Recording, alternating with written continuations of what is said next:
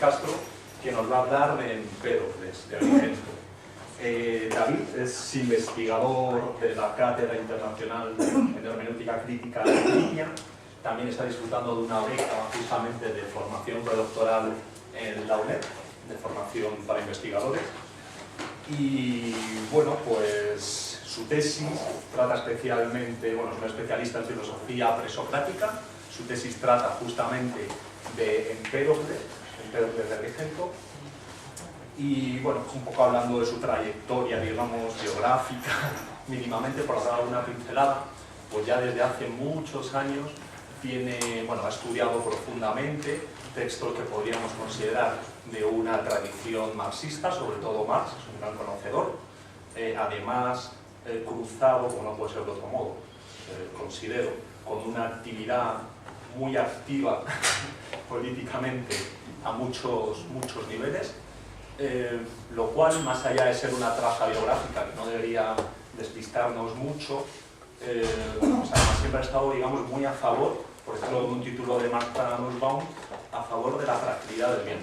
Siempre una actividad política a favor de justamente los desfavorecidos, los que están en el margen, bueno, esto sin aspirar a sonrojarle, en cualquier caso, sin que nos despiste. Es interesante por cuanto justamente la lectura que él hace de Empédocles es una lectura que toca una dimensión muy complicada, y es hablar de una reproposición de la filosofía griega, en este caso de Empédocles, sí, desde una ontología de las licencias, pero en conexión, y ahí está lo complicado, con la cuestión de la polis, que es una cuestión muy compleja, y con lo que él denomina un replanteamiento de una democracia radical.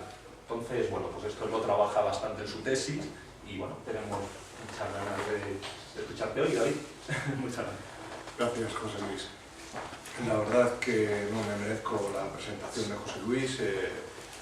La directora de mi colegio lo hubiera resumido diciendo que soy el follonero de la última fila de clase. Pero en cualquier caso vamos a hacer lo que podamos para responder a las preguntas. Los que quieran salir corriendo, lo mejor es que lo hagan ahora, porque en cuanto empecéis a escuchar algunos versos de Empédocles de Agrigento, probablemente os quedéis atrapados a la silla. Sendas de la filosofía presocrática. ¿Cuál es el camino del que nos habla Parménides? Vamos a empezar hablando de Parménides y trazando la trayectoria que nos lleva de Parménides hasta Empédocles de Agrigento. Recordáis, las yeguas que me llevan y tan lejos como alcance mi año me escoltaban, una vez que en su tiro me abocaron al camino muy nombrado de la deidad, el que por todas las ciudades lleva al hombre que sabe. Por él era llevado, pues por él me llevaban las discretas yeguas que tiraban del carro, pero el rumbo lo marcaban las muchachas. Las yeguas, el ánimo, el carro, el camino muy nombrado, la divinidad. Casi todas las palabras del proemio de Parménides, y se trata solo del proemio, han sido objeto de lo que podríamos llamar un debate exhaustivo, pero que desde el punto de vista de los que han participado en él se parece mucho más a una batalla campal. Recordáis la frase de Whitehead de que toda la historia de la filosofía occidental no es más que una serie de notas a pie de página de la filosofía de Platón. Pues lo cierto es que Platón muchas veces escribía como si toda su filosofía fuera una serie de notas a pie de página de la filosofía de Parménides. Es la famosa cuestión del parricidio, cuando en el Sofista Platón termina poniendo en boca de uno de sus personajes la siguiente frase: debemos poner a prueba el argumento del padre Parménides, pero no supongas que soy capaz de cometer un parricidio. Para alguien como Peter Kingsley, esto es exactamente lo que hizo Platón: apropiarse de la tradición de la que venía Parménides, una tradición en la que se mezclaban, según Peter Kingsley, toda una serie de tradiciones iniciáticas del sur de Italia: orfismo, pitagorismo, chamanismo. Apropiarse de esta tradición y después ocultar el rastro. Platón nunca deja de hablar de Parménides, pero pone sordina a la tradición a la que pertenece, se pone a sí mismo y al proyecto de la academia en el año 1 de la filosofía. Hay un año 0, pero es el año de Sócrates, y además no del Sócrates de Genofonte o del Sócrates que se paseaba por el gimnasio de Apolonicios, sino de un Sócrates cuyas ideas se parecían bastante a las del propio Platón. tenemos razones para creer que Platón se tomó bastantes libertades a la hora de poner en escena al Sócrates histórico. Pero no sería extraño que una de las cosas en la que los dos personajes coincidían es que a ambos les encantaba recoger parásitos cuando iban a los banquetes de sus amigos. Y hago un paréntesis para explicarlo de los parásitos. Al principio del banquete, Sócrates entra en escena, lavado y con las sandalias puestas, camino de la comida a la que le ha invitado su amigo Agratón. Y es entonces cuando se encuentra con Aristodemo. Y Aristodemo le pregunta que dónde va tan elegante y Sócrates le dice que a casa de Agratón, al que ha intentado esquivar varias veces, pero que finalmente le atrapó el otro día y le comprometió a ir al banquete. Y entonces Sócrates le dice a Aristodemo, ¿vendrías tú al banquete sin ser invitado? Eso era, en la Grecia clásica, recoger un parásito. La palabra parásito designaba para los atenienses a los tipos que se presentaban en los banquetes sin ser invitados. Así que los científicos que recuperaron la palabra parásito para hablar de los parásitos en sentido moderno parece que tenían un gran sentido de humor. Los parásitos, en la antigua Atenas, eran toda una institución. No había un banquete de importancia que no tuviera su propio parásito. Algo que, si lo pensamos bien, no ha desaparecido por completo. Solo que ahora los parásitos han evolucionado y comen del banquete público. Es imposible pasar por la carrera de San Jerónimo sin que se te pegue al menos un parásito al cuerpo. Por eso es recomendable dar un rodeo por la calle de Alcalá. Pero cerremos el paréntesis y hablemos del Sócrates de Platón y de la teoría de la conspiración de Peter Kingsley. No mucha gente comparte la tesis de Peter Kingsley. Bredlow, por ejemplo, ha escrito un artículo interesante donde plantea que la escuela eleática, es decir, la escuela de Parménides, de la que tenemos noticia por primera vez en los diálogos de Platón, tiene más de ficción que de realidad histórica. Es decir, Parménides existió y tuvo probablemente una escuela, pero la escuela a la que se refieren los diálogos, con el nombre de escuela eleática, era más bien la escuela megárica de Euclides. No voy a defender aquí la tesis de Bredlow. La propongo como el otro extremo de la teoría de Kingsley. Pero entre la idea de la conspiración para robar una tradición y la idea de que esta tradición nunca existió, hay toda una serie de propuestas intermedias. Platón andaba como un pitagórico, volaba como un pitagórico y hablaba como un pitagórico, así que no es nada raro que Aristóteles lo considerara un pitagórico. ¿Pero era Parménides un pitagórico? Para eso tendríamos que ser capaces de responder a la pregunta de qué era el pitagorismo en los tiempos de Parménides. Y aunque la respuesta a esta pregunta se ha dado por supuesta durante mucho tiempo, lo cierto es que no tenemos ni idea. Sabemos que en los tiempos de Parménides hubo en la zona de Crotona y Metaponto un personaje llamado Pitágoras que alcanzó cierto protagonismo y que los pitagóricos de segunda y tercera generación decían que todo lo que se inventaban venía de la sabiduría de Pitágoras. Pero la verdad es que la biografía de Pitágoras está llena de sombras. A los griegos les pasaba todo lo contrario que nos sucede a los modernos. Para los modernos, lo que tiene más crédito, lo mejor, es lo que acaba de salir ayer, lo último. Sin embargo, para los antiguos griegos, lo mejor era lo más antiguo, aquello que tú podías respaldar con la tradición, con una opinión antigua. Por eso, en general, tanto los pitagóricos como Platón y el propio Aristóteles, cuando se inventaban algo, encontraban una manera de relacionarlo con algo que hubiera enunciado un sabio antiguo. Por tanto, los pitagóricos de segunda y tercera generación era algo que acostumbraban a hacer, inventar ellos algo y decir que lo había dicho Parménides. Pero en realidad, del Parménides histórico, aparte de que tuvo una actividad política importante y que fundó una escuela de sabiduría en la zona del sur de la Magna Grecia, no sabemos prácticamente nada. Sabemos, como digo, que con el pitagorismo nos sucede igual que con el orfismo. Orfismo y pitagorismo, algunos han hablado de orfismos en plural. Sería probablemente más correcto porque no estaban unificados en una sola escuela.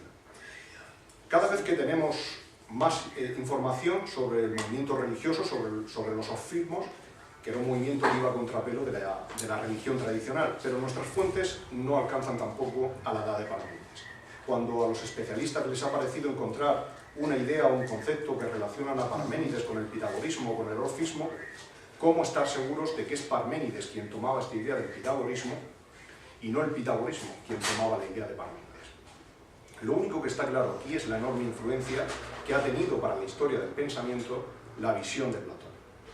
Llamamos presocrático a Parménides porque Platón nos convenció de que Sócrates era el año cero de la filosofía. Pero lo cierto es que Sócrates no creció como una flor en el desierto. Los atenienses no fueron los primeros en despertar a la sabiduría.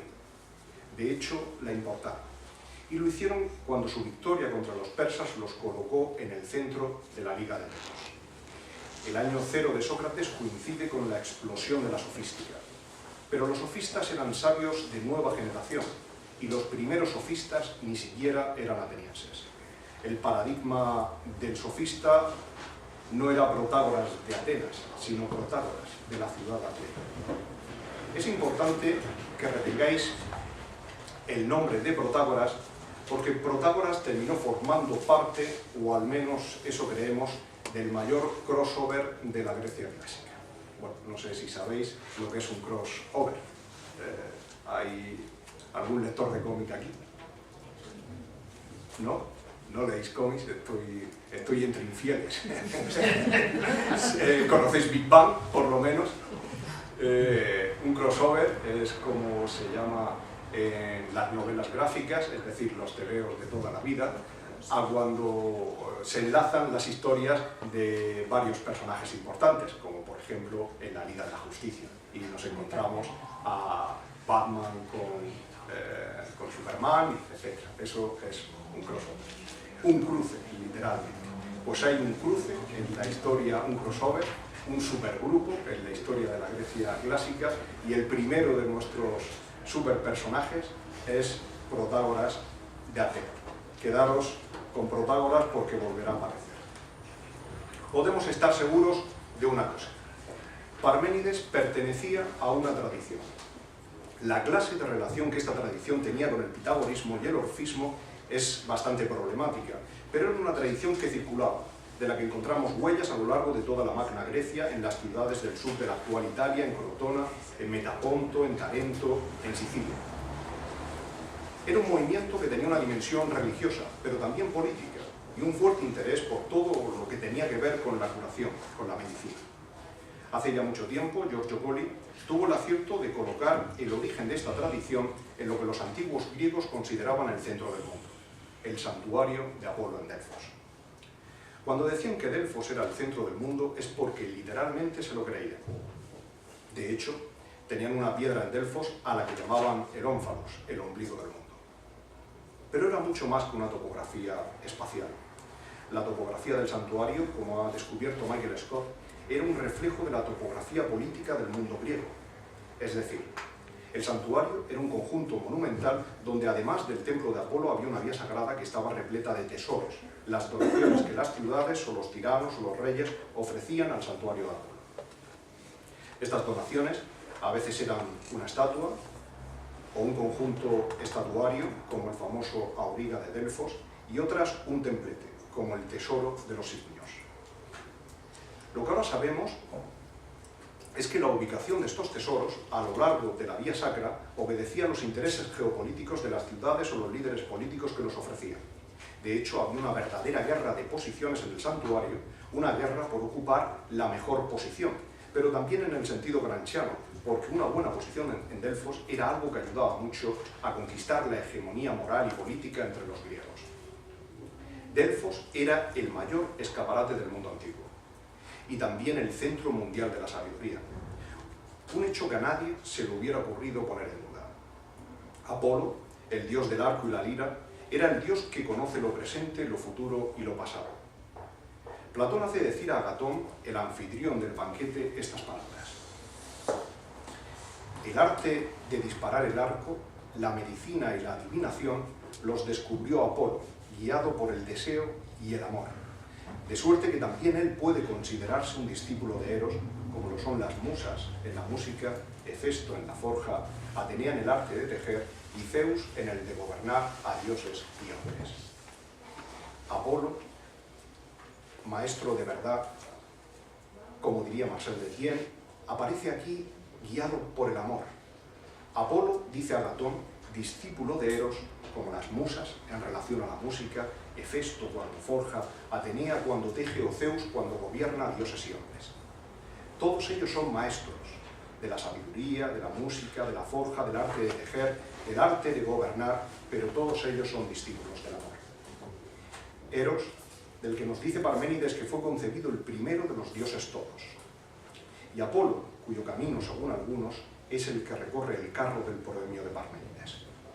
Menandro, hablando de los himnos sobre la naturaleza, asoció a Parménides y Empédocles con los que escribían himnos sobre la naturaleza de Apolo. Y hay un famoso testimonio de Amonio, donde nos cuenta que Empédocles habla sobre todo de Apolo. No conservamos ningún fragmento de Empédocles donde se menciona explícitamente el nombre de Apolo, pero en los últimos años la crítica empedocliana tiende a darle la razón a Amonio. Polack escribió que casi todo en Empédocles es apolíneo. ¿Pero qué significa esta naturaleza apolínea cuando hablamos de la sabiduría presocrática? ¿Cuál es el camino de Apolo? Colli llamó a esta tradición la sabiduría de los límites. Y tenemos la suerte de contar en nuestro grupo de investigación con una de las personas que más atención ha dedicado a desbrozar esta sabiduría.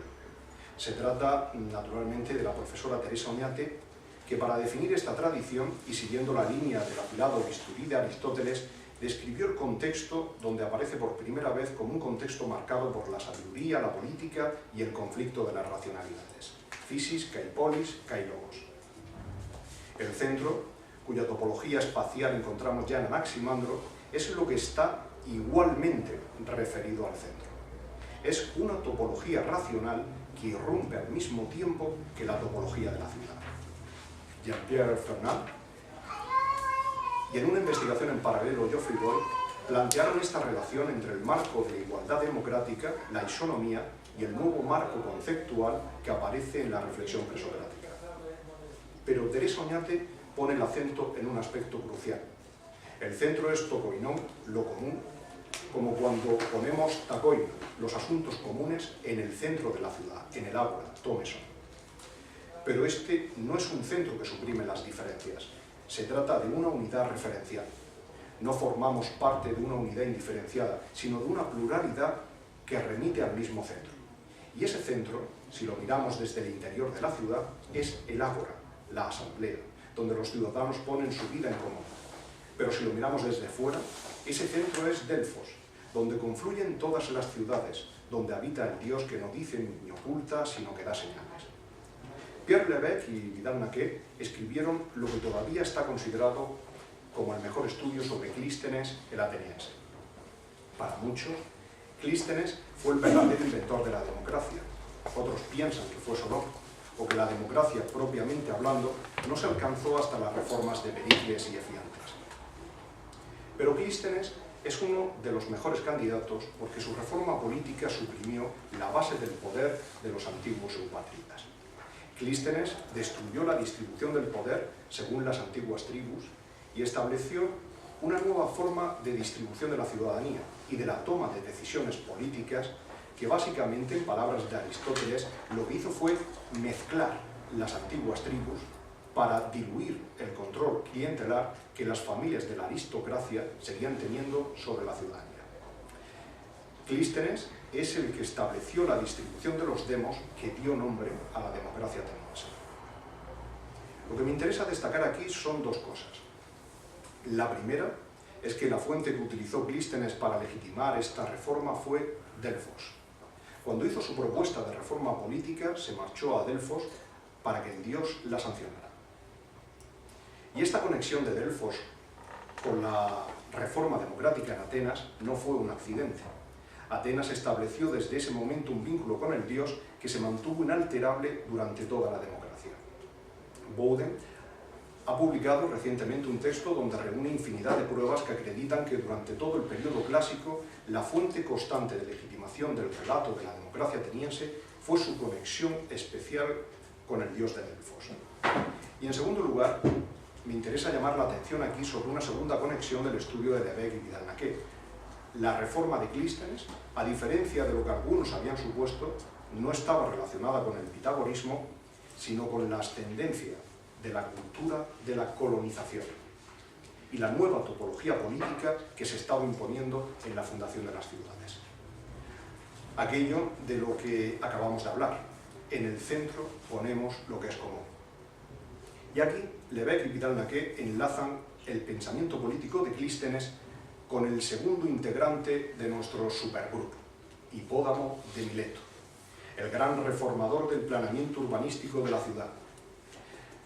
Llegará después de Clístenes, pero está conectado con Mileto y con la gran empresa de la colonización donde se trazará el nuevo dibujo de las ciudades y que una y otra vez, con la fundación de cada nueva ciudad, encontrará su fuente de legitimación en Delfos. Pues bien, el gran Hipódamo de Mileto será el segundo protagonista de nuestro cruce de historias, del crossover.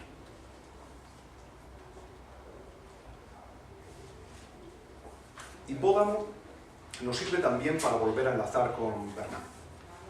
En su investigación sobre la irrupción de la nueva concepción del espacio en la filosofía presocrática, Bernard toma nota de la interpretación que Lebesgue y Vidal-Naquet han realizado de Hipódamo de Mileto. Y hay una cosa que le llama particularmente la atención, y es el hecho de que Atenas tenía su propio Hipódamo de Mileto. Se trataba de Metón, uno de los personajes más conocidos de la Atenas de Pericles. Fue un matemático, astrónomo, geómatra y muchas cosas más. Pasó a la historia porque estableció lo que terminó llamándose el ciclo metónico, un método para calcular las fechas que tenía en cuenta ciclos de 19 años. Pues el asunto es que Bernard relaciona a este personaje tanto con Hipódamo de Mileto como con esta revolución de la concepción del espacio de la que hemos encontrado una vertiente política y una vertiente en la planificación urbana. Y para ilustrarlo, recurre a la única descripción que la antigüedad nos ha dejado del personaje. Podría haber sido Tucídides, que vivió con él, pero Tucídides estaba demasiado ocupado con los discursos de Pericles para entretenerse hablando de un astrónomo como Metón.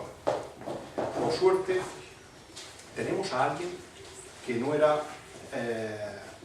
tan exquisito como Tucídides a la hora de seleccionar a los personajes de sus historias. Era un comediante. Pero no está claro que cuando se trata de retratar un personaje, los comediantes lo hagan peor que los historiadores. Me refiero, naturalmente, a Aristófanes. La obra Los pájaros. La trama. Dos viejos atenienses, Pistetero y Evélpides, acosados por las falsas denuncias de los psicofantas, toman la decisión de trasladar su residencia a otra parte. Y no se les ocurre un sitio mejor que la ciudad de los pájaros. Al principio, los pájaros no lo tienen claro, pero al final terminan convencidos de que puede tratarse de una buena idea.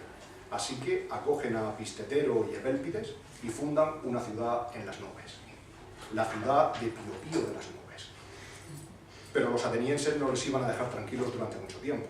Enseguida empiezan a desfilar por allí adivinos, recitadores de oráculos, en fin, toda clase de personajes, a ver quién consigue sacarle algo a los pájaros. Y entre ellos aparece nuestro Metón. Y como os veo muy fríos, vamos a recitar un fragmento de la comedia. ¿Hay algún comediante, alguien, algún teatrero? ¿Algún teatrero? Un voluntario. Venga, un voluntario. Tú recitas un voluntario. Me hace falta un voluntario. Si no, voy a coger a Guillermo, que recita en Uruguay. Guillermo. A ver. ¿Dónde tenemos las nubes? O sea, los pájaros.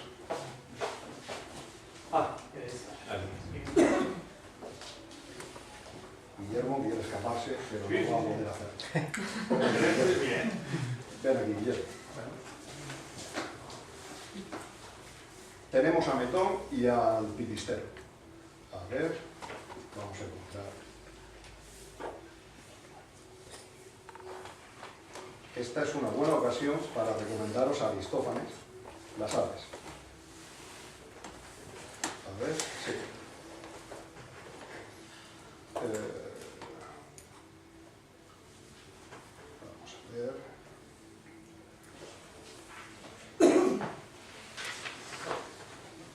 Sí.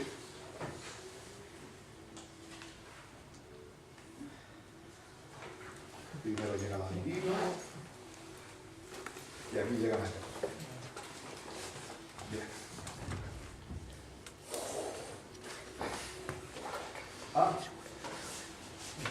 Sí, aquí. Empiezas con Metón. Vale. He venido a veros. ¿Hasta dónde voy? Empiezas con Metón y luego de Pitistero. Bueno. Pero allí, ¿no? Por favor. Pero te tienes que quedar ahí. Buenísimo. Adelante. He venido a veros. Pistetero. Ese soy yo. He aquí una nueva desgracia. ¿Qué pretendes hacer? ¿Cuáles son tus planes? ¿Cuál es el objeto? ¿A qué vienen esos coturnos de tu caminar? Aristófanes los representa con zancos para que parezca más pedante y estirado. Continúa. Bien, quiero medir el aire para dividíroslo en lotes. Va con escuadras y compás. Por los dioses. ¿Y tú cuál de los hombres eres? Tenemos entre distintas traducciones. ¿Qué? ¿Quién soy yo? ¿Famoso en Grecia y en Colono? Eran los demos de los que era Metón. Dime qué son esas cosas, eso que traes. Instrumentos para medir el aire. Debes saber que todo el aire es en cuanto a su forma exactamente como un horno. Así que arriba aplico la regla doblada y pongo el compás. ¿Te enteras? No, no comprendo. Lo mediré aplicando la regla derecha, para que el círculo se convierta en un cuadrado y quede en el centro de la plaza y haya calles rectas que conduzcan a ella en el mismo centro y resplandezcan por todas partes como rayos procedentes de una estrella redonda. Y Pitistero mirando al público. Este hombre es un Tales, Metón. ¿Qué pasa? Sábete que te quiero bien, con que hazme caso y renuncia a tu viaje. ¿Hay algún peligro? Como en Lacedemonia, hay aquí cierta agitación y se expulsa a los extranjeros. Los golpes menudean por la ciudad. ¿Estáis en guerra civil? Desde luego que no, por Zeus. Entonces, ¿qué Sí, pasa? se ha tomado por unanimidad el acuerdo de echar fuera a todos los farsantes. En ese caso, me largo. Sí, por Zeus, que no sé si te va a dar tiempo, porque los tortazos andan bien cerca. Y entonces saca un garrote Vale, chaval. y terminamos la escena. Esa es la escena de Aristófanes, en la que pone, gracias Guillermo, en la que pone en escena a Metón el astrónomo. Y termina Metón huyendo, desgraciado de mí, y Pitestero, no te lo estaba diciendo, lárgate a otra parte y mídete tú mismo. ¿Os suena la frase de mídete tú mismo? ¿A qué os suena? La frase de mídete a tú mismo puede tener que ver con conócete a tú mismo, pero también con multiplícate por cero. Con lo cual, se demuestra que la frase de Whitehead tiene una contrapartida, y es que la historia de la comedia es toda una historia de notas a pie de página de la comedia de Aristófanes. Pero sí, la sabiduría de los libros. Hay algo muy serio en la descripción de Aristófanes. En primer lugar, que Metón era un personaje lo suficientemente conocido y lo suficientemente caracterizable como para que Aristófanes lo convirtiera en un personaje de su comedia. Y en segundo lugar, algo que no le pasó desapercibido a Bernard, y es el carácter eminentemente solar que tiene el retrato del personaje que representa Metón. ¿Qué es lo que nos dice el personaje? Tomaré las medidas usando una regla recta, para que el círculo se te convierta en un cuadrado. Y en medio, es decir, decía que iba a cuadrar el círculo, esta es la parte graciosa. Y en medio, dice Metón, el agua, a cuyo centro conducirán caminos rectos, hodo y orzo, como si ese espacio fuera una estrella circular, de la que surgen brillando rayos rectos por doquier. Lo que nos dice Vernant es que estos dos ejemplos, el de Hipódamo y el de Metón, nos llevan a pensar que ha debido existir lazos muy estrechos entre la reorganización del espacio social en el cuadro de la ciudad y la reorganización del espacio físico en las nuevas concepciones cosmológicas de los primeros filósofos. Tenemos ya el campo abierto para adentrarnos en la senda de Empédocles de Agrigento. ¿Cuál es el camino? Antes he hablado del conflicto de las racionalidades, que según la profesora Oñate está en el origen de la filosofía occidental. Una de estas racionalidades sería la metafísica, que nace de las escuelas ópticas y pitagóricas y alcanza su expresión más refinada en la ontología de Platón. La otra sería la que hunde sus raíces en Delfos. Tiene una dimensión política, de la que nos ha llegado la tradición de los 7 sabios, los legisladores como Tales o Solón de Atenas, y una dimensión que conecta con la sabiduría de la naturaleza, con la salida al encuentro del orden del mundo. Es la estela de los sabios de Mileto, pero también de Almión de Crotón, de Parménides de Lea, de Empédocles de Agrigento. La forma de racionalidad que despliega Aristóteles se inscribiría dentro de esta segunda tradición. Pero no se trata, en el caso de la tradición de la sabiduría de los límites, la sabiduría que nace en Delfos, de dos tipos de sabiduría distinta. Una sabiduría política y otra sabiduría de la naturaleza. La fuente era la misma, y las personas probablemente también. Tales no es el único filósofo del que nos han llegado testimonios de su actividad política.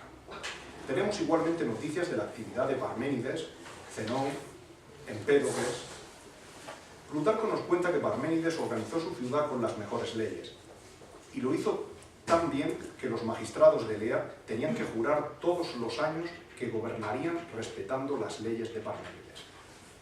Por otro lado, Diógenes Laercio reproduce bastantes testimonios, entre ellos uno de Aristóteles, en donde nos habla del compromiso democrático de Empédocles de Agrigento.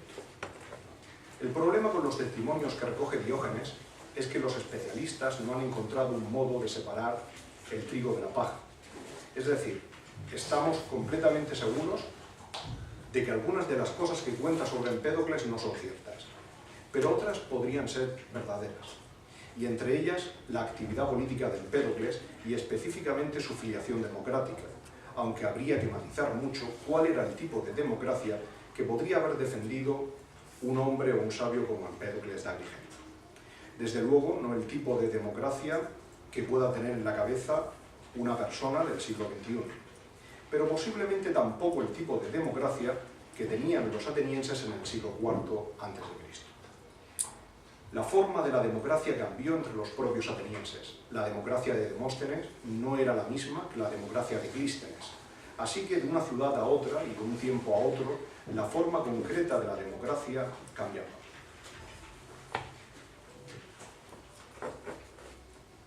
¿Qué sabemos de las formas políticas que había en las ciudades en las que vivieron los filósofos presocráticos? Extremadamente poco. De Elea, por ejemplo, no podemos decir con seguridad prácticamente nada. Pero hemos tenido más suerte con Agrigento, la ciudad de Empédocles. Allí hemos encontrado uno de los conjuntos arqueológicos más importantes de la Magna Grecia. Está el Valle de los Templos, que siempre estuvo a la vista, pero a partir de los años 60 se empezó a desenterrar todo un conjunto monumental de edificios públicos que perteneció a la zona del Ágora. Uno de ellos es extremadamente importante. Se trata de un eclesiasterón, el lugar donde los griegos celebraban sus asambleas políticas. Tenemos noticia, a través de varias fuentes, de que en Agrigento se instituyó una serie de tiranías desde el final de la época arcaica. Pero en el segundo cuarto del siglo V hubo un levantamiento que condujo a la expulsión de la tiranía y a la institución de un régimen político que con todas las cautelas podríamos calificar de democrático. La construcción del eclesiasterón de Agrigento coincide con la institución de esta nueva constitución política. Pero además coincide también con la fecha de la actividad política y filosófica de Empédocles. Hay un elemento muy singular en el eclesiasterón de Agrigento, y es su estructura completamente circular. La mayoría de las antiguas ciudades celebraban sus asambleas en los teatros, pero unas cuantas edificaron unas estructuras particulares para celebrar este tipo de reuniones, los eclesiastea, como por ejemplo Atenas en la colina Nix. De entre todas ellas, solo hemos encontrado 3 que sean completamente circulares. La primera y más antigua en Metaponto, la segunda en Posidonia y la tercera en Agrigento. El eclesiasterón de Metaponto es la cabina de teléfonos que nos servirá para poner en pantalla al tercer miembro de nuestro supergrupo, Heródoto de Halicarnaso. No puedo extenderme mucho. Lo importante es que Heródoto, que era de Halicarnaso, terminó convirtiéndose en ciudadano de Turios, y que fue probablemente en Turios donde escribió sus 9 libros de historia. Turios es el escenario donde van a confluir todos los personajes de nuestro cruce de historias. Allí encontraremos a Hipódamo de Mileto, el gran urbanista de la polis democrática, también a Protágoras, el sofista. Según Paul Carlich, hablamos de 2 de los 3 únicos ideólogos o intelectuales que tuvo la democracia en la Grecia antigua. En realidad, hubo más de 3, pero el hecho es que estos fueron los más conocidos y que ambos coincidieron en la fundación de Turios. Y este hecho nos llama poderosamente la atención. Y además de Hipódamo y de Protágoras, nos encontramos también en Turios con Heródoto, el historiador. Todos ellos formarán parte de la gran empresa que nació de la inspiración de otro de los grandes personajes de la historia clásica, Pericles de Atenas. El proyecto de la fundación de Turios fue un proyecto absolutamente excepcional en la historia de la Grecia clásica. Su origen está en una petición de ayuda que realizaron los ibaritas, pero que Pericles transformó por completo cuando convirtió esta petición en un reclamo para sumar a todos los griegos en la fundación de una nueva ciudad. Para entender lo que esto significaba, hay que tener en cuenta que los griegos estaban en guerra entre sí. La guerra no era la excepción, sino la condición permanente de las relaciones sociales entre los griegos. Hemos aprendido con Agatón a deletrear la palabra filía. Si queremos conocer a los griegos, tenemos que aprender a deletrear la otra palabra que estaba en el corazón de su identidad política, la stasis, la guerra civil, la discordia. Y es en este clima de guerra permanente cuando Pericles lanza un llamamiento para fundar en la Magna Grecia la primera ciudad panhelénica de la historia. Lo más increíble de la ciudad de Turios es que no había extranjeros. Cualquier griego que formara parte de la empresa, daba igual que fuera milesio, ateniense o rodio, recibiría un lote de tierras, podría acceder a los cargos públicos y sería integrado en una de las files de la ciudad. Se convertiría en ciudadano de pleno derecho. Hubo, claro está, muchos problemas, pero la ciudad de Turios, con estas raíces panhelénicas, sobrevivió durante mucho tiempo.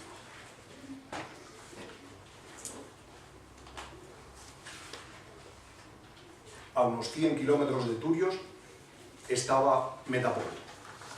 Y es allí donde nos encontramos con la imponente estructura del eclesiasterón. En medio del ágora, los metapontinos levantaron el edificio más grande que se construyó en la Grecia clásica para este tipo de reuniones. En los años 70 los arqueólogos empezaron a excavarlo, pero no se dieron cuenta de lo que era hasta los años 80. Tenía una capacidad de unas 8.000 personas. Se trata de una cifra tan alta que los arqueólogos tienen dudas de que realmente nos encontremos ante un lugar destinado a la celebración de asambleas políticas. Para que os hagáis una idea, el eclesiasterón de la colina Nix durante el siglo V, según Hansen, podía reunir unas 6.000 personas. El eclesiasterón de Metaponto tenía una capacidad para 8.000 personas, lo que no alcanzó hasta el siglo IV el eclesiasterón de la colina Nix en Atenas. Sin duda, en este lugar también se celebraban certámenes dramáticos y competiciones atléticas. Lo interesante para nuestra historia es que Heródoto, después de la fundación de Turios, decidió visitar Metaponto y que nos ha dejado una crónica de un valor excepcional sobre lo que se encontró en la zona del ágora. Esto de por sí no tiene precio, pero es que además hemos podido completar su descripción gracias a unas monedas que acuñaron los metapontinos y que reflejaban algunos aspectos que nos confirman la imagen que nos describe Heródoto. Y para terminar, tercera fuente, toda esta representación del espacio ha sido confirmado por el resultado de las excavaciones. Heródoto, sin embargo, no nos habla del eclesiasterón, sino de una segunda estructura, un templo, un recinto sagrado, hacia el que el eclesiasterón estaba claramente orientado, siguiendo la línea del dromos, el corredor central que lo atravesaba. Se trataba de un santuario dedicado a Apolo Délfico. Metaponto ya tenía, desde época arcaica, un templo bastante grande dedicado a Apolo. En comparación con él, este santuario era bastante pequeño. Tenía un altar, una estatua de Apolo, otra de un sabio llamado Aristeas, un pozo y un árbol de laurel con hojas de bronce. Pero el culto que los metapontinos establecieron en este santuario, un santuario dedicado a Apolo en su vocación délfica, no tardó en solapar el culto que le dedicaban en el templo de Apolo. Con los años el templo cayó en ruinas, pero la actividad en el santuario nunca dejó de crecer. Así que, para terminar con Metaponto, nos encontramos aquí con una evidencia más de la estrecha relación que había entre la topología de Delfos, del dios del arco y la lira, del dios solar, y la topología que instaura la ciudad democrática. El espacio y el tiempo político coinciden en Metaponto. Y es ahora, cuando ya nuestros ojos están abiertos para contemplar el paisaje de la ciudad y podemos escuchar en nuestros oídos la voz del heraldo al principio de cada asamblea diciendo ¿quién quiere tomar la palabra? Es ahora cuando podemos comprender que el espacio y el tiempo que atraviesa el camino de Empédocles son un tiempo y un espacio políticos. Pero no es el campo de lo político, tal y como nos lo contaron los helenistas de la escuela de la rama dorada de Fraser. No es la razón secularizada poniéndose en pie contra la ignorancia del mito. Los revolucionarios griegos no eran como los jacobinos franceses. Era otra clase de racionalidad. Una sabiduría que no solo enlazaba con lo divino, sino que lo divino era su principal fuente de legitimación. Empédocles está hablando constantemente de las cosas que pertenecen a lo divino. Los árboles, los erizos, los pájaros, los peces de acuática crianza, los hombres, las mujeres, los dioses sempiternos. Hay aquí un momento importante, los dioses sempiternos. Volveremos a hablar de ello más adelante. Empédocles dice una y otra vez que no hay nacimiento en absoluto de ninguno de los seres mortales, ni tampoco consumación de la funesta muerte, sino tan solo mezcla y disociación de lo mezclado. Creemos que las cosas nacen y mueren, pero lo que de verdad hacen las cosas es mezclarse y disociarse, porque lo que hay, lo que de verdad existe, nunca nace ni muere. ¿Cómo podría algo nacer de lo que no existe? ¿Y cómo podría perecer si encontramos a lo que es allí donde uno quiera apoyarse? Nada del universo, dice Empédocles, está vacío, ni lleno de masía. ¿Pero qué es entonces lo que vemos cuando nos parece ver que las cosas nacen o perecen? La vida para Empédocles no es un sueño. Muy al contrario, es lo único que realmente hay. El problema es que los hombres confunden la vida a la que pertenecen con la banalidad de que la vida pueda pertenecer a los hombres. La vida no es algo que nos pertenezca. Somos nosotros quienes pertenecemos a la vida. Cuando venimos al mundo, es en realidad el mundo de la vida el que vuelve a nacer a través de nosotros. Unas veces como pájaro, otras como un erizo y otras como una fiera montaraz. Algunas veces adopta la forma extraordinaria de árboles siempre verdes y pródigos de frutos todo el año, y otras, desgarrada por la discordia que por turnos crece entre sus miembros, se manifiesta como seres extraños entre sí, apenados por ser criaturas de la inquina. Se ha escrito mucho, desde el siglo XIX, acerca de la existencia de un doble ciclo cosmológico y zoológico en la obra de Empédocles. Se trataría de un ciclo recurrente con 4 estadios. Por una parte, el momento del esfero, donde todas las cosas están reunidas en perfecta armonía. En el lado opuesto, el reinado de la discordia, donde todo está completamente separado.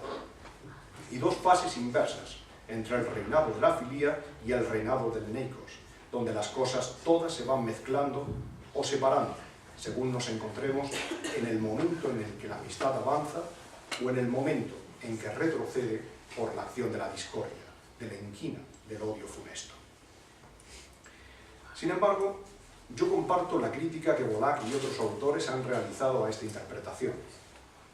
Me parece bastante claro, cuando nos enfrentamos a la lectura de los fragmentos y cuando ponemos a Empédocles en su contexto social y político, cuando escuchamos su voz desde la tradición sapiencial a la que pertenecía, que Empédocles no se dirige a nosotros como si fuéramos montados en la cabina de una noria que da vueltas y vueltas entre el amor y el odio sin que nosotros tengamos nada que decir al respecto. Lo que no podemos evitar es que haya amor y odio en el mundo. O por ser más exactos, si nos atenemos al sentido de la palabra cosmos, en el orden, en la forma en la que se organizan las cosas del mundo. Pero en Empédocles no hay ninguna necesidad de que vivamos en el reino del odio. Por eso su discurso es revolucionario. Y por eso hay que leer el libro de Empédocles como si fuera un manifiesto político.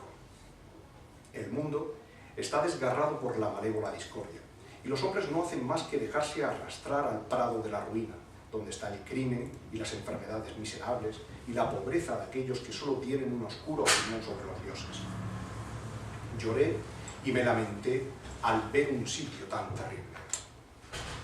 Pero amigos, dice Empédocles, sé que anida la verdad en las palabras que os digo. Son ingratas y no siempre son bien acogidas por los hombres, pero si las escucháis, si las fijáis en vuestro interior, se convertirán para vosotros en un tesoro de divinos pensamientos y os ayudarán durante toda vuestra vida y creceréis gracias a ellas y conseguiréis muchas cosas más.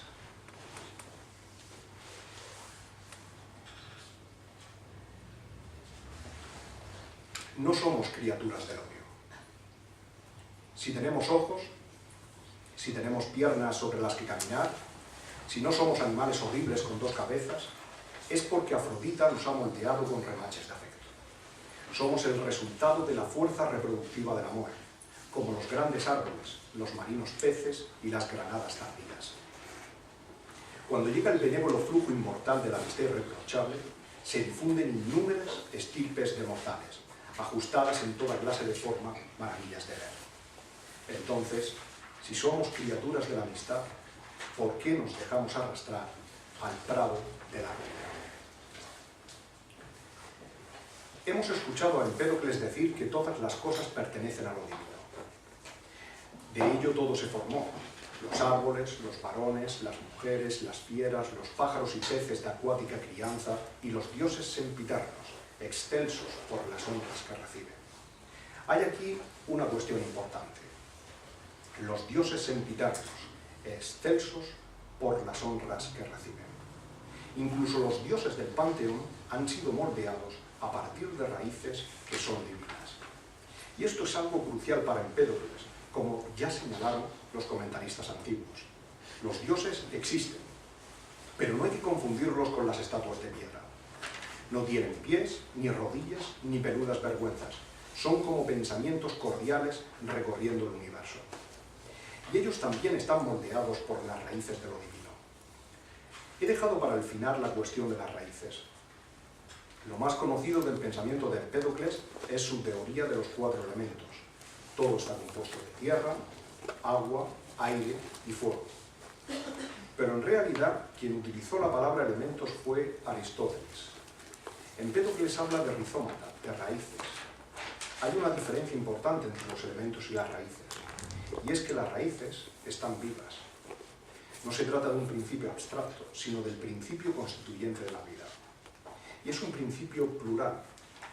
Las raíces de las cosas todas siempre se declinan en plural. No hay rizoma, sino rizómata.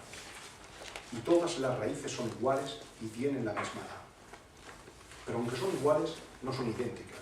Cada una tiene su propio carácter, su propia dignidad. Pero todas ellas son divinas. El camino de Empédocles es un camino que nos adentra en lo divino que hay dentro de todas las cosas. Y lo más impresionante es que, pese a lo que podría parecer a primera vista, no nos habla solo de lo divino que hay en las especies vivas. Nos habla también de la sacralidad que hay en la lluvia, en el vigor de la tierra que nutre los árboles, en el sol bienvenido para los hombres, en la brisa que resucita los campos. cómo entender el alcance de esta forma de ver lo divino en las raíces de todas las cosas. Hay que volver a Turios. Habíamos reunido allí al gran Hipódamo de Mileto, a Protágoras el sofista y a Heródoto de Halicarnaso, cronista de Metaponto. Pues según un testimonio que recoge Diógenes Laercio, el cuarto miembro de la aventura de Turios sería Empédocles de Agrigento. Dice Diógenes: era hijo de Metón y afirma Glauco que llegó a la colonia recién fundada de Turios. No tenemos manera de saber, ya hemos hablado sobre esto, si es verdad lo que nos cuenta Diógenes Laercio. Es probable que sí. La presencia de Empédocles en Turios es coherente con todo lo que sabemos de Empédocles y de los motivos que llevaron a fundar esta ciudad. Pero vamos a dar un salto en el futuro. Terminaremos con una historia que sucedió en Turios 3 generaciones más tarde. La conocemos a través de un profesor de retórica romano, Claudio Eliano, que escribió un libro de historias curiosas, pero en muchos casos ciertas, como la que cuenta de Turios. Y dice Eliano: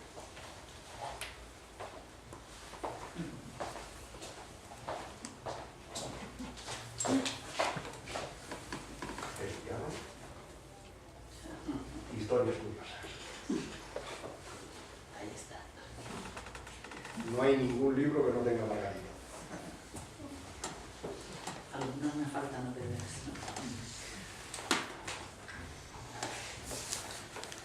Turios, 3 generaciones después de la visita de nuestro supergrupo. Hipódamo, Empédocles, Protágoras. Dionisio avanzó por mar contra Turios, llevando contra la ciudad 300 naves repletas de hoplitas. Pero el Bóreas, que soplaba en contra, deshizo los esquifes y aniquiló su poder naval. Por esta razón, los habitantes de Turios sacrificaban en honor del Bóreas. También decretaron conceder la ciudadanía al viento y le asignaron una casa y una parcela de tierra. Todos los años celebran una fiesta en su honor. Hicieron ciudadano al viento. Y no como una declaración más o menos retórica, sino como a cualquier otro ciudadano, le asignaron al viento una parcela de tierra y una casa. Y todos los años hacían una fiesta en su honor. Fijaos lo lejos que está esta concepción de lo político, de una concepción como la nuestra, donde nos planteamos como la propuesta más radical el proyecto Gran Simio de concederle ciertos derechos a los grandes primates. Los atenienses consideran, los ciudadanos de la comunidad panhelénica de Turios, consideran que el viento tenía una relación política con ellos, pero una relación política que sustancia, de hecho, en la concesión de un lote de tierra y de una casa. Y esa concesión del lote de tierra y de la casa va aparejada a la concesión de derechos políticos. Ellos consideraban que tenían una relación, que interactuaban de verdad con el viento y que el viento participaba en su espacio político. Por tanto, cultivaban la parcela de tierra del viento y lo que el viento producía lo invertían en sacrificio para el propio viento. ¿Qué lejos estamos de esta forma de ver el mundo que es capaz de establecer una relación política con la naturaleza? De ver que no hay nada en nosotros que nos haga mejores que al viento. Muy al contrario, es lo que tenemos en común con el viento, con la tierra velluda, con el mar encrespado, con el titán del éter. Es lo que tenemos en común con ellos lo que nos hace mejores. La sabiduría que viene de Delfos nos ayuda a comprender que no somos dioses, pero tenemos relación con ellos. Nuestro cuerpo, nuestras palabras, nuestra comunidad son la casa de los dioses. Igual que los pequeños erizos, con las puntiagudas cerdas que se les erizan en sus lomos, o las tortugas de piel como la piedra, o las caracolas que llevan la tierra sobre sus espaldas. Este es el manifiesto radical de Empédocles de Agrigento. Insensatos, ¿no veis que os estáis devorando unos a otros por la incuria de vuestra inteligencia? ¿Cuándo pondréis fin a esta matanza disonante? El camino de Empédocles se resume, para terminar, en un solo verso. Con el amor vemos el amor y con la discordia miserable. Muchas gracias.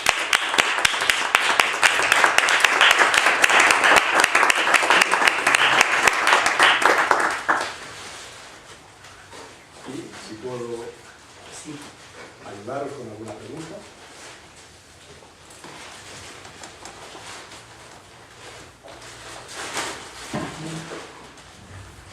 Bueno, no sé si va a ser el tema, pero como has hecho un recorrido tan amplio, yo el otro día escuchando a Teresa me quedaba con ganas de hacer una pregunta que te voy a trasladar.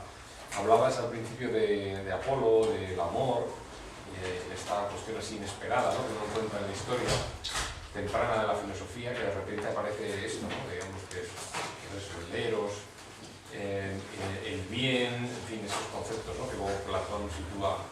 Y sin embargo creo haber leído en algún sitio que ni Platón ni Aristóteles definen en ningún momento con precisión qué quieren decir por la idea de bien.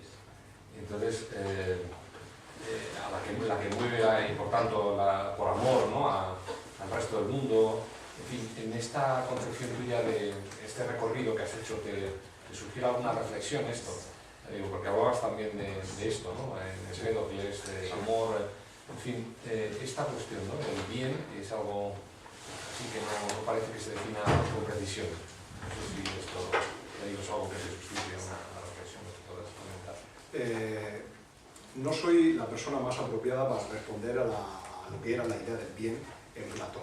Además, el propio Platón cambió su concepción de la idea del bien a lo largo de su producción filosófica, pero sí sobre lo que es la idea del amor en Empédocles y la influencia que esto pudo tener en Platón, porque hay en Empédocles de Agrigento, tanto en lo que llamamos la cosmogonía, el proceso por el que se establece el orden del mundo, como en la zoonía, el proceso por el que se crean la miríada de especies del mundo, dos fuerzas que son divinas. Hay en todo momento 4 raíces, que son las que hemos mencionado y que también Empédocles habla de ellas con el nombre de dioses. Dice que el fuego es Hades, es Zeus, Hades es la tierra.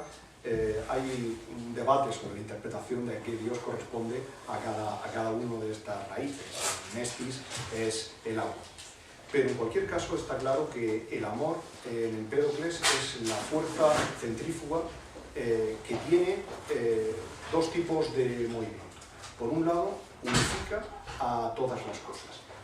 Y el odio, la discordia, es la fuerza que la discierne. Esto ha provocado un debate en los estudios empedoclianos porque daba la impresión de que en el momento del amor estaba todo confundido y junto de una masa indiferenciada y que el bien era una especie de nirvana. Sería la idea del bien una especie de nirvana donde todo está mezclado y donde no hay conciencia porque la confusión de todos los pensamientos es absoluta. Sin embargo, en realidad lo que nos dice el texto de Empédocles es que al concentrar, al mezclar los elementos, se produce un movimiento reproductivo que genera la explosión de formas que componen la naturaleza. Las especies que vemos, los olivos, los erizos, las tortugas, los caracoles, las personas, los hombres, las mujeres, incluso los dioses en vida. Por tanto, la idea que tiene Empédocles del amor, y él no habla del bien, pero hay una diferencia ontológica clara entre lo que él piensa del bien, o sea, lo que él piensa del amor y lo que él piensa de la discordia. Hay una opción clara por el amor, al que incluso personifica, le da el nombre de una diosa, que es Afrodita, la retrata de una manera antropomórfica, dice Afrodita, va moldeando con sus manos las formas de los animales, de los árboles, de los huesos, de los ojos. Sin embargo, Neikos, la discordia, es siempre algo que destruye, es algo que separa las raíces de los elementos y es una fuerza disgregadora. Entonces, en la concepción de Empédocles, y esta concepción llega a Platón porque en el banquete tenemos uno de los personajes que es un médico. Empédocles también funda una escuela de medicina y las ideas que expresa este médico en el banquete se remontan al propio Empédocles. Entonces, Platón se relaciona con una idea del amor como una fuerza que por un lado une, pero por otro lado que produce una explosión de las formas. Solamente que en Empédocles no nos encontramos todavía ante la visión del mundo que va a constituir la metafísica de Platón y que tiene unas raíces, según Teresa Oñate explicaría mucho mejor que yo, unas raíces pitagóricas y órficas, en el sentido de que los órficos y los pitagóricos, en esa encrucijada en donde llegan a ser casi lo mismo a través de arquitas de talento,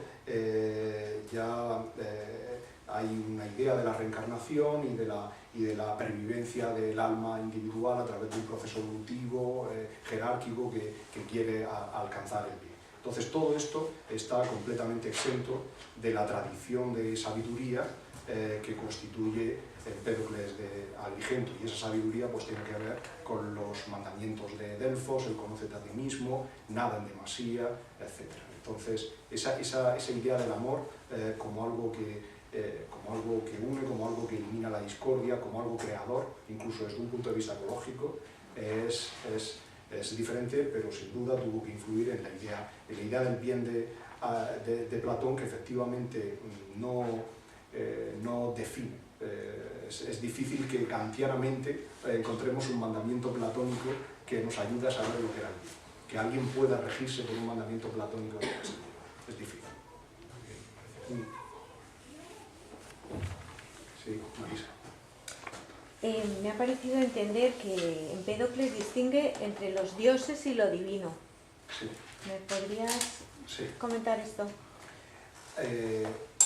Se ha comparado a menudo a Empédocles con Genófanes, porque sabéis que Genófanes tenemos fragmentos de Genófanes que fueron muy utilizados en la antigüedad, en donde ridiculizaba la visión antropomórfica de la divinidad. Hay un fragmento, en realidad,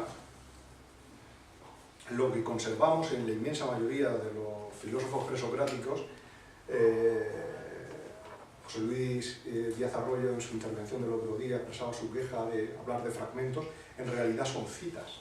La expresión más apropiada son citas, porque finalmente en la gran recopilación que hicieron Diels y Kranz lo estructuraron en forma de fragmentos, pero sacaron esos fragmentos a través de las citas que hacían de estos filósofos otros historiadores, gramáticos, filólogos, con toda la problemática que eso implica, porque cuando citaban no siempre citaban bien. Así que a veces tenemos fragmentos en varias versiones diferentes y los filólogos y especialistas debaten sobre cuál era la palabra que realmente existía en el caso de Empédocles. Solamente con Empédocles, salvo algún caso excepcional, podemos hablar de fragmentos.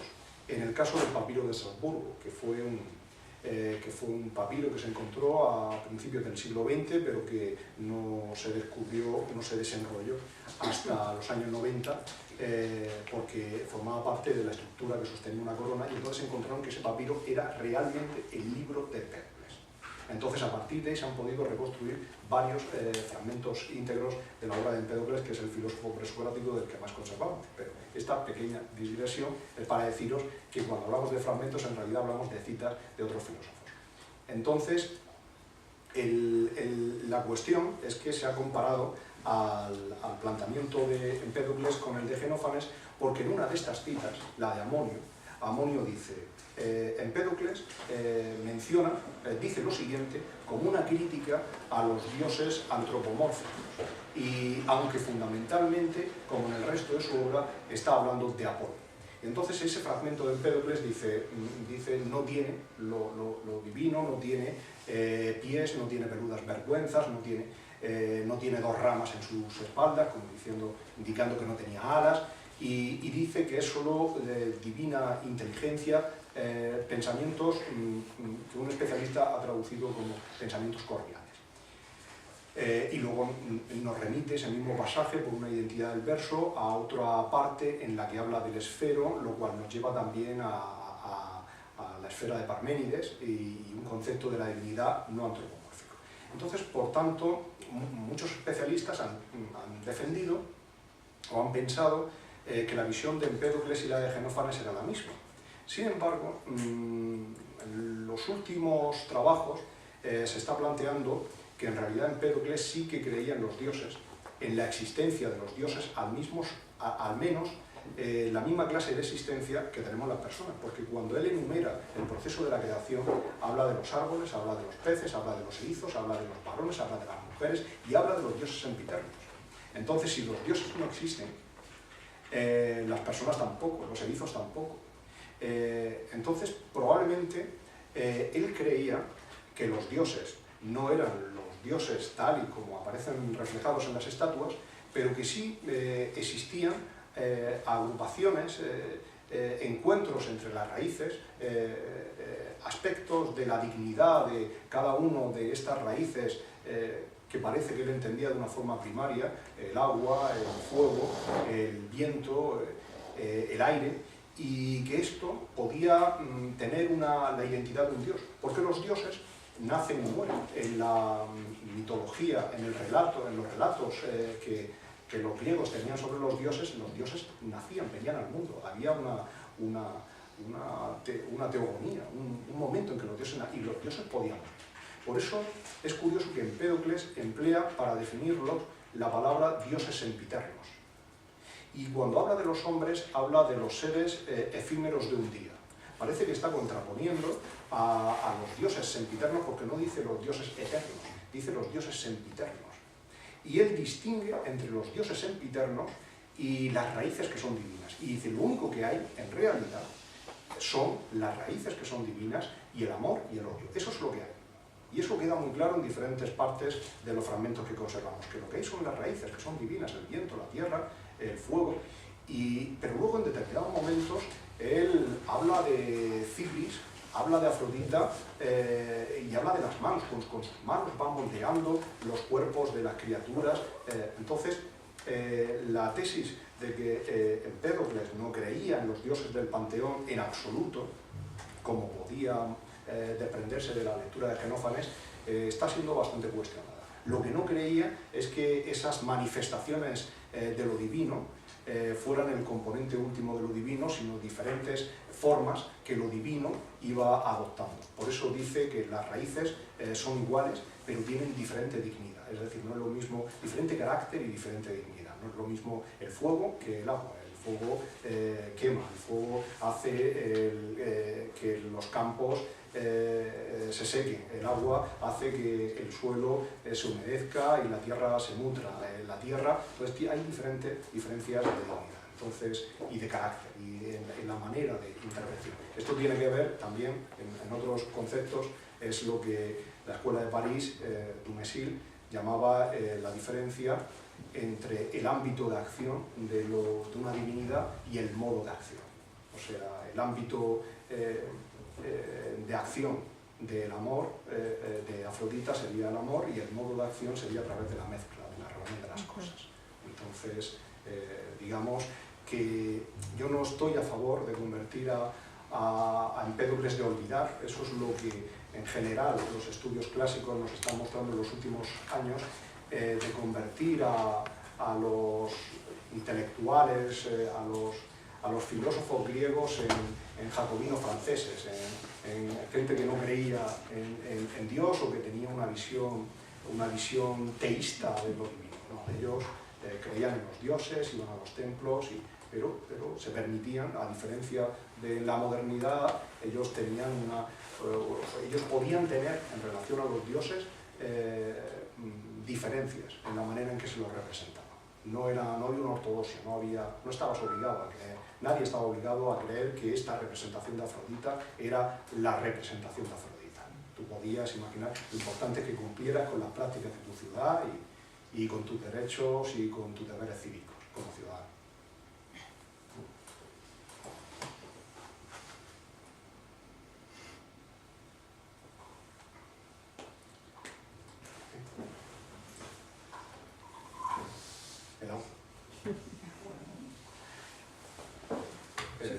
En cuanto a lo que han comentado, la conclusión del poema sobre la naturaleza parece ser que hace una descripción de lo que denomina mente sagrada.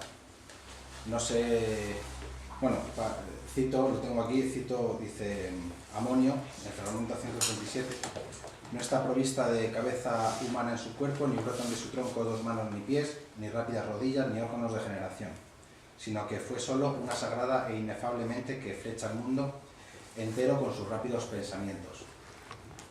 Empédocles, al concluir el poema sobre la naturaleza con esta descripción, aparentemente parece que es así, lo he sacado de los filósofos presocráticos, de Kirk, de Raven, etc. Y posteriormente dice que el poema de las purificaciones hay alguna serie de discrepancias, o que parece ser que uno está... ¿cómo explicarlo? Digamos que el poema de las purificaciones, para alcanzar esa purificación, etcétera, etcétera, y la conclusión sobre la naturaleza, había algún tipo de concordancia. Esto es el final de toda esta interpretación que estoy intentando hacer es que hay discrepancia entre ambos poemas, pero uno habla de alcanzar una purificación a través de una serie de acciones, etcétera, etcétera, y otro concluye sobre la posibilidad, no sé si estoy lo correcto, de acercarse a un dios. No sé si me estoy explicando demasiado bien o estoy bastante confundido. Estás explicando bastante bien la versión pitagórica de Empédocles de Agrigento. Los pitagóricos ya no de segunda o tercera generación, sino de enésima generación, como Iámblico, escribieron 5, 6 siglos, 7 siglos después de Empédocles. Kirk, Raven y otros autores se basan en la interpretación que los pitagóricos daban del poema de Empédocles. Los pitagóricos, como os he dicho, buscaban siempre fuentes para acreditar lo que ellos decían. Entre estas fuentes estaba Empédocles. Entonces cogían fragmentos de la obra de Empédocles y los utilizaban fuera de contexto para hacerle decir a Empédocles cosas que a lo mejor Empédocles no quería decir. En más de un caso sabemos con toda seguridad que están haciéndole decir a Empédocles cosas que Empédocles nunca hubiera dicho. Entonces, ahora mismo, la crítica empedocliana pone en cuestión gran parte de las cosas que has planteado. En primer lugar, no sabemos si ese fragmento estaba al final del libro o en qué parte del libro estaba. En segundo lugar, la última edición de los fragmentos, la de Inwood, cuestiona incluso que podamos hablar de 2 libros. La tradición nos ha hablado de 3 libros de Empédocles. Un libro sobre la naturaleza, otro sobre las purificaciones, de purificaciones, y un himno de Apolo. En la edición de Inwood, que es la última que tenemos, cuestiona que realmente fueran 2 libros distintos, sino diferentes partes del mismo libro que posteriormente se separaron los editores y las convirtieron en libros diferentes, como nos ha pasado también con los libros de Aristóteles. Y en cuanto al carácter, de qué clase de purificación estaba hablando Empédocles, los pitagóricos convertían estos fragmentos que ellos seleccionaban en una especie de accesis mística que se hacía para purificarse y encontrar la identidad con lo divino. Sin embargo, lo que nos dice Amonio cuando introduce ese fragmento, claramente es que lo que está haciendo es describir a Apolo. Y él lo dice, está describiendo a Apolo. Entonces, Primavesi, por ejemplo, el editor del Papiro de Estrasburgo, está convencido de que en ese momento lo que él está escribiendo como inteligencia sagrada, los pensamientos cordiales, es una descripción de lo divino, de Apolo. Y, por tanto, nosotros podemos tener algo en común con lo divino si dejamos que las raíces que nos constituyan se organicen a través del mismo principio por el que están organizados los miembros de Apolo. Los miembros de Apolo, en este caso, serían los pensamientos cordiales. Y hay diferentes fragmentos que acreditan una reconstrucción de esa parte del poema en la que Empédocles está describiendo una historia que en la antigüedad era conocida, y era el momento del exilio de Apolo. Cuando Apolo, hay una historia que dice que Apolo cometió un delito y por tanto vulneró un juramento sagrado, un delito que pudo haber sido un delito de sangre, mató o bien a la serpiente Pitón o bien a los titanes, pero como consecuencia de ello fue castigado por Zeus a un exilio que duró una serie de años.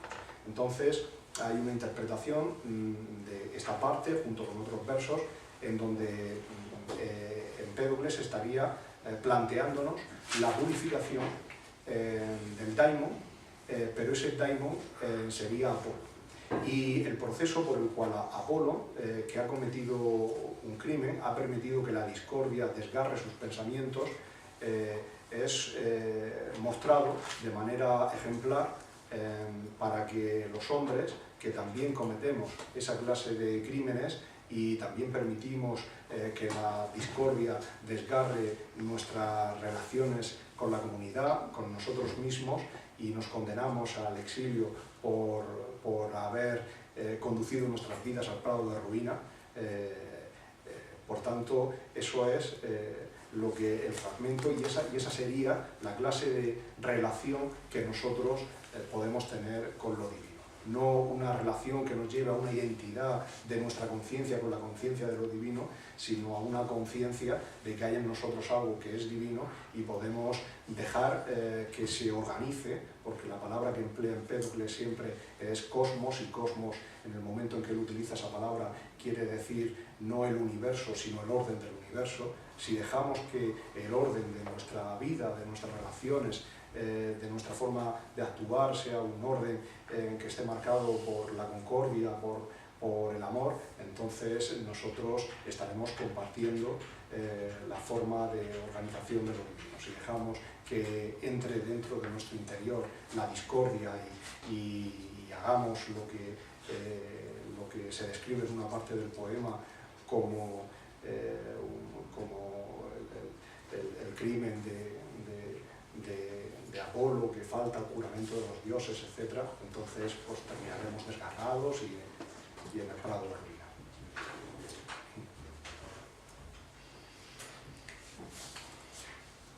Perdón. ¿Qué sentido tiene en Empédocles lo monstruoso?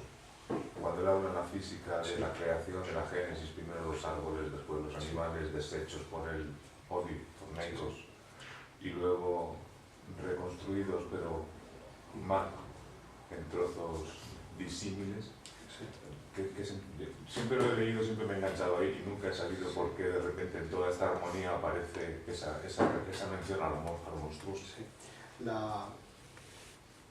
La versión que aparece en el siglo XIX, que no es, los antiguos no tenían, los que leyeron directamente, los que tuvieron la oportunidad de ver el poema íntegro, nunca defendieron la idea del doble ciclo, de la cosmogonía de doble ciclo que aparece en el siglo XIX y que sobre todo populariza O'Brien en los años 60. Según él, el sentido de esto sería que hay un ciclo recurrente entre el odio y el amor, una cosmogonía y una zoogonía. Entonces hay un momento de predominio del amor absoluto donde todas las cosas están mezcladas, y entonces aparece la discordia, y en el momento en el que aparece la discordia, los elementos que están unidos en una masa indiferenciada dentro del esfero se separan, las raíces, y se crea el mundo. Se crea la tierra, se crea el cielo, se crea los diferentes elementos de la naturaleza en su estado de máxima separación. Y Y entonces, también por efecto de la discordia, es cuando aparecen en dos primeros estadios de esa zogonía estos seres que, como todavía no estamos en la zona del influjo, en el momento del influjo del amor, de dominio del amor, aparecen esos seres monstruosos, con doble frente, digamos que serían producciones fallidas de la naturaleza, porque nos encontramos en el momento del influjo del odio, no del amor. Luego llegaríamos al momento crítico de máxima separación de los elementos, el momento del reinado del odio absoluto, aparecería entonces el ascenso del amor, y los miembros de estas especies se van mezclando más armoniosamente, y entonces ya aparecen las especies que están adaptadas a su entorno. Y empleo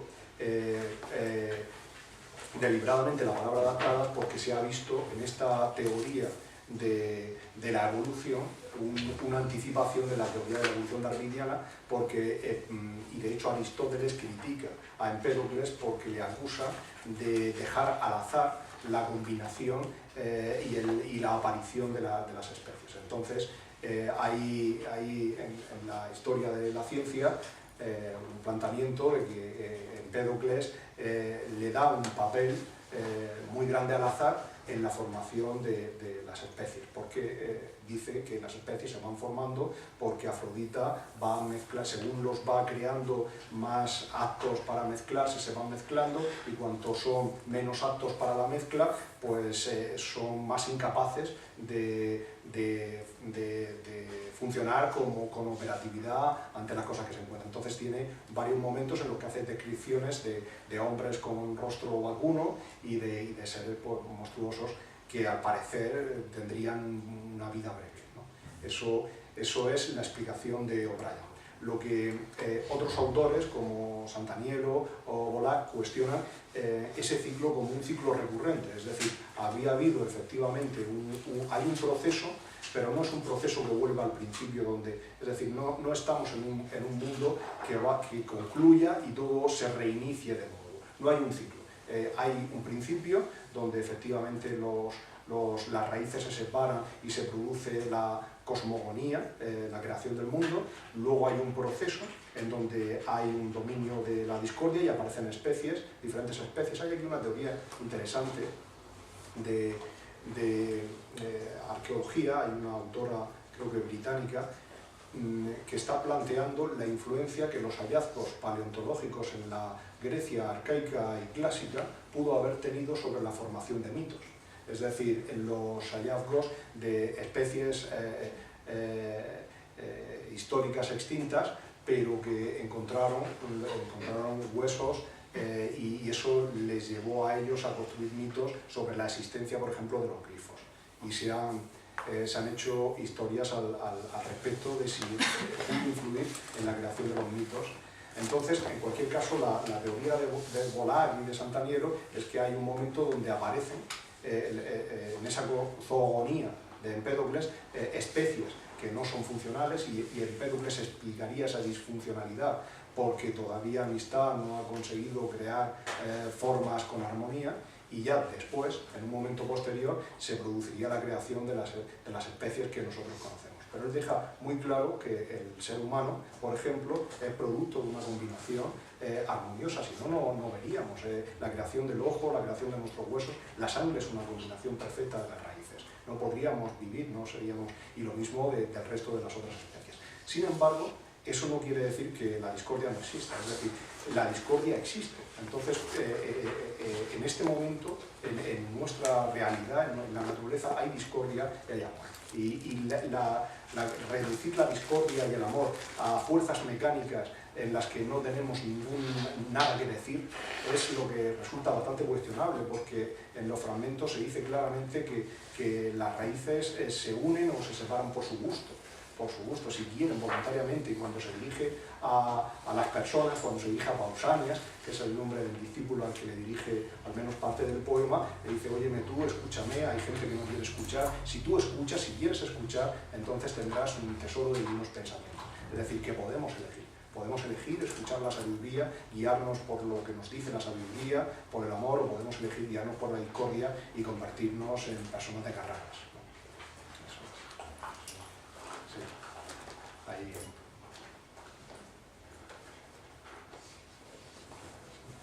Una última pregunta. A lo largo de estos ciclos cosmológicos de expansión y contracción, de cosmos sobre cosmos, quizás, a lo largo de los eones, de prevalecer el amor sobre la discordia, etcétera, etcétera, ¿da algún tipo de dato sobre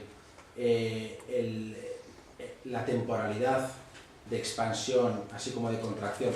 Digo expansión y contracción de amor que prevalece sobre el odio y viceversa. ¿Hay algún tipo de dato o de tiempo en el que, por ejemplo,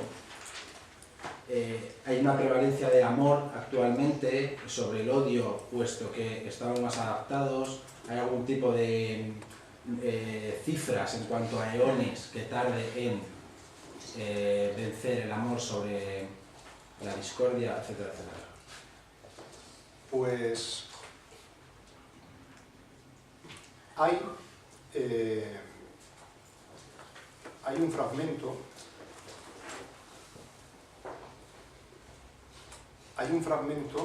en donde habla precisamente de cuando el daimon vulneró el decreto de necesidad sellado por prolijos juramentos, en donde menciona una cifra.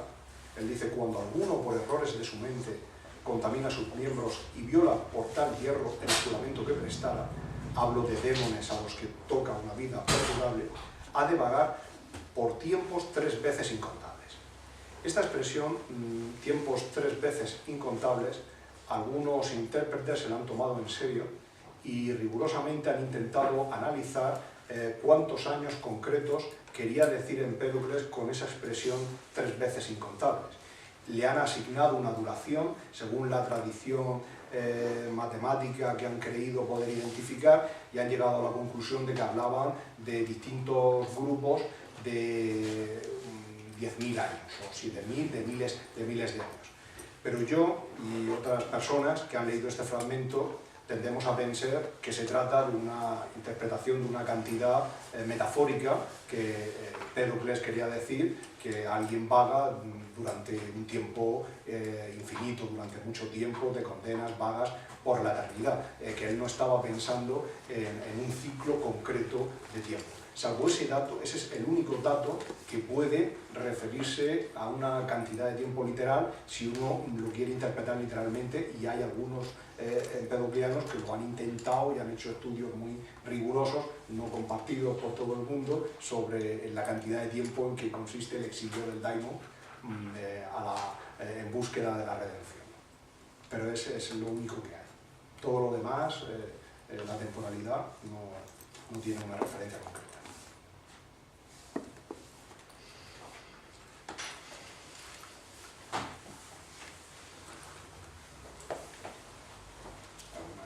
Más. Pues muchas gracias por habernos escuchado.